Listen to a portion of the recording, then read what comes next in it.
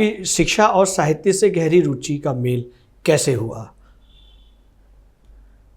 देखिए प्रजापति जी, मैं मानता हूँ कि मैं मूल रूप से मैं कवि हूँ जी, और साहित्य पत्रकारिता के क्षेत्र में भले ही रहा जी, सरकारी नौकरी में भी रहा जी, लेकिन साहित्य के जो अंकुर हैं ना वो कहीं मन में हृदय में बहुत पहले से वो फूटे। जी।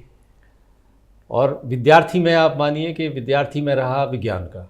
क्या बात है।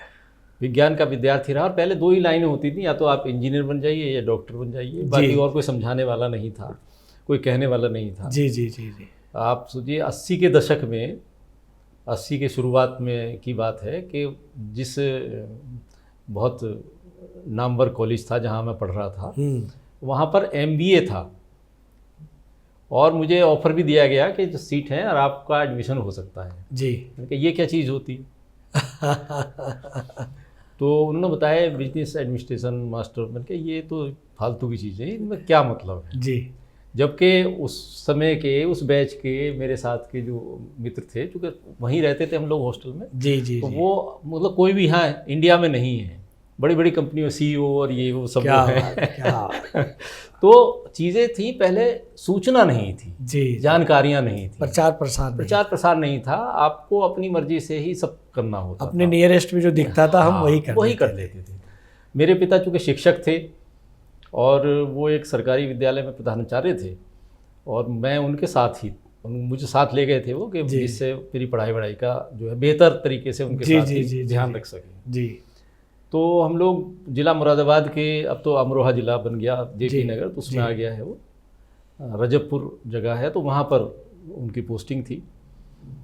आप सोचिए कुछ भी नहीं था, इवन के एक रेडियो ट्रांजिस्टर वो भी नहीं होता था। बिल्कुल बिल्कुल। हाँ, कोई मनोरंजन का कोई साधन नहीं जी, कोई चीज़ नहीं, तो वो था प्रकृति में उस समय वही आनंद होता था। बिल्कुल। जो रोड थी उस पर जो वाहन जाते थे, ट्रक और वो जाते थे, उनकी जो आवाज़ होती थी उसमें भी हम लोग म्यूजिक खोजते थे। क्या बात है। और एहसास हो जाता था कि हाँ। ये टाइम हो गया, हाँ, और ये बस गई है तो ये वहाँ जाएगी। बिल्कुल बिल्कुल बिल्कुल। क्या तो बात वो एक चीज़ थी जी। तो वहाँ पर एक साप्ताहिक पेठ लगती थी शनिवार को जी, बाजार लगता जिसे था, बाजार कहते हैं, बाजार जो बोलते थे। हाँ। तो वो सब्जी वब्जी और ये खाने पीने की चीज़ें, आसपास से गांव वाले बहुत सारे सब लोग उसमें आते थे, जरूरत की चीज़ें लेने।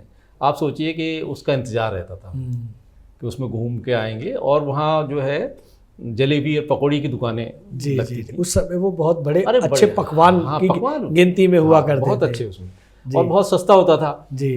तो 25 पैसे की जलेबी या 25 पैसे की पकौड़ी ले आए, 50 पैसे की ले आए। जी जी जी। तो वो मेरा नियमित एक साप्ताहिक वो था, टूर समझ लीजिए कि वो रिफ्रेश होने के लिए पूरे हफ्ते उसमें घूमना, कोई काम नहीं था। जी जी। कुछ और खरीदना नहीं था, बस इतना ही होते थे पैसे पास में कि आपने पकौड़ी खरीद लिया और जलेबी खा ली या पकौड़ी खा ली। तो पकौड़ी मैं लाया तो वो एक जो है रद्दी पेपर था किसी डायरी का फटा हुआ, उसमें पकौड़ी थी, तो वो भी काफ़ी देर तक खाती थी थोड़ी थोड़ी करके। जी जी जी। तो वो मैं ले आया, फिर घर वहाँ और जहाँ रहते थे वहाँ गए जी। वहाँ रहते हुए जब वो खाई तो उसमें लगा उस पर कुछ लिखा हुआ था, उस पेपर डायरी का पेपर था वो, उस पर लिखा हुआ था। तो ऊपर लिखा हुआ था 2 लाइन और नीचे, और एक ऊपर लिखा हुआ था शेर। जी। शेर लिख के 2 लाइनें लिखी हुई थी जी।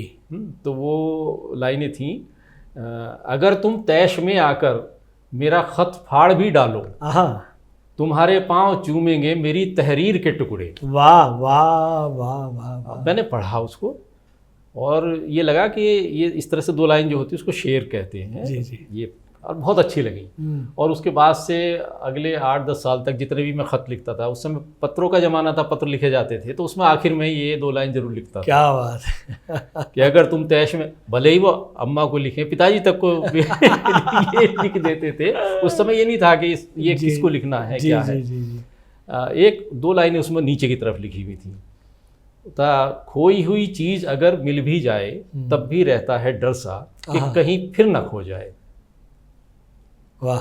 तो ये 4 पंक्तियां मेरे जीवन की पहली वो थी काव्यात्मक क्षेत्र में। जी जी जी। जिन्होंने मुझे बहुत प्रभावित किया। वो पर्चा मैंने संभाल के उसको बहुत आखिर तक रहा मेरे पास जी। और चूंकि विद्यालय में पिताजी प्रधानाध्यापक थे तो वहाँ पर प्रकाशन विभाग की पत्रिकाएं आती थी जी, बाल भारती बच्चों के लिए। वाह वाह वाह, बाल भारती जो थी उसमें 35 पैसे कॉस्ट होती थी। बिल्कुल। तो वो बहुतायत में आती थी बच्चों को बांटने के लिए। जी, तो बढ़ती तो वहीं से थी, तो वहाँ रखे रहते थे, वो फिर बच जाती थी कुछ। तो वो मेरे लिए उसमें सीरियल होते थे, पिंकू कारनामे और कई जो है हवा की बेटी जी, एक उसमें सीरियल बहुत जो है अनुदित वो था, ट्रांसलेटेड था विदेशी किसी उसका। तो वो मैं पढ़ता था, पढ़ने का शौक मुझे रहा उस समय। जी, तो वो धीरे धीरे, और पिताजी हमारे बहुत पढ़ाकू थे, वो उपन्यास और किताबें पढ़ते, उनका पूरा आप देखिए कि विद्यालय में भी एक वो था लाइब्रेरी, तो उसमें भी वो पढ़ने में लगे रहते थे, और उनकी व्यक्तिगत जो है स्टॉक भी बहुत था। वाह वाह।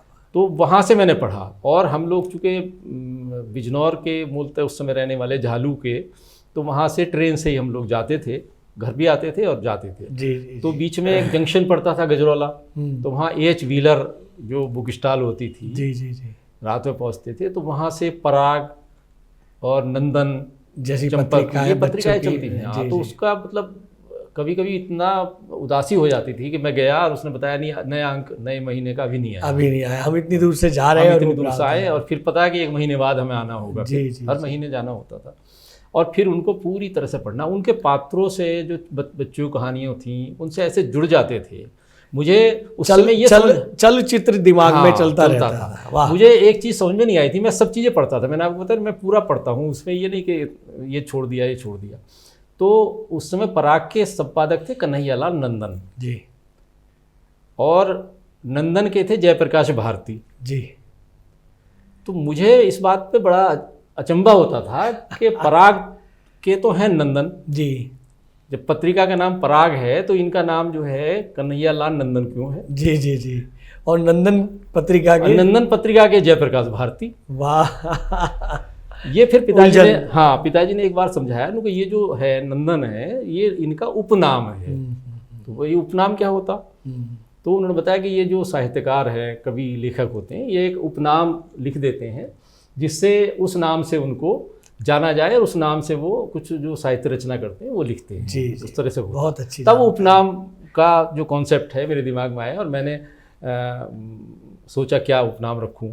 मैंने गुप्तचर भी रखा शुरू में। क्या बात, मुझे जासूसी का बड़ा शौक था तो वो रखा, लेकिन फिर ये अबोध पे आके रुकी। जी। तो जो आप कह रहे हैं एजुकेशन और साहित्य, जी, तो चूँकि उसमें शिक्षा के और साथ साथ साहित्य के बीच मेरे उस पिता से और उस माहौल से बचपन से ही पढ़ गए थे। मैं उस समय कक्षा 7 में पढ़ता था। वाह वाह। और कक्षा 9 में मैंने दीवार करके एक उपन्यास लिख दिया। क्या बात। हाँ, वो पढ़ा था कि कोई राइटर थे विदेशी कि वो रात को इतने बजे से इतने बैठकर लिखते थे, एकांत में लिखते थे। तो बाकी चीज़ें नहीं समझ में आई, किस उम्र में लिखते थे ये नहीं समझ में आया। जी जी जी। हमें लगा क्या उसी टाइम में कि रात को 10 बजे से 11 बजे तक मैं लिखूंगा। लैंप जलते थे, बिजली नहीं होती थी उस समय, लालटेन जला के और लिखना। और वो कैपिटल कॉपी होती थी, कैपिटल कॉपी बोलते थे, वो छोटी छोटी कॉपियाँ आती थी। जी जी जी। वो कॉपी कितनी भर दी, 4 कॉपी भर दी, ऐसा कर दिया। वाह वाह। हाँ, अब वो रखा है, अब उसको पढ़ता हूँ तो हंसी आती है, जिसे उपन्यास कहते थे जिसा। तो तब से वो धीरे धीरे करके वो उसकी परवरिश हुई, उस अंकुर की, साहित्य का जो अंकुर था। वाह। और मैंने पढ़ा और फिर लिखा। उस समय लिखा। गज़ल से परिचय तो बहुत बाद में हुआ। जी। शेर वगैरह ये हुआ, लेकिन गज़ल से परिचय तो करीब हो गए, 3 दशक तो हो चुके उसको। वाह वाह वाह वाह। बहुत बाद में उससे परिचय हुआ। तो ये धीरे धीरे। तो इस तरह मैं मूलतः अपने को पत्रकार तो कम, कभी ज़्यादा मानता हूँ कि मैं मूलतः कवि हूँ। ये वीडियो YouTube पर देख रहे हैं तो हमारे चैनल को सब्सक्राइब करें और बेल आइकन को दबाना ना भूलें। अगर आप Facebook पर ये वीडियो देख रहे हैं तो हमारे पेज को लाइक करें।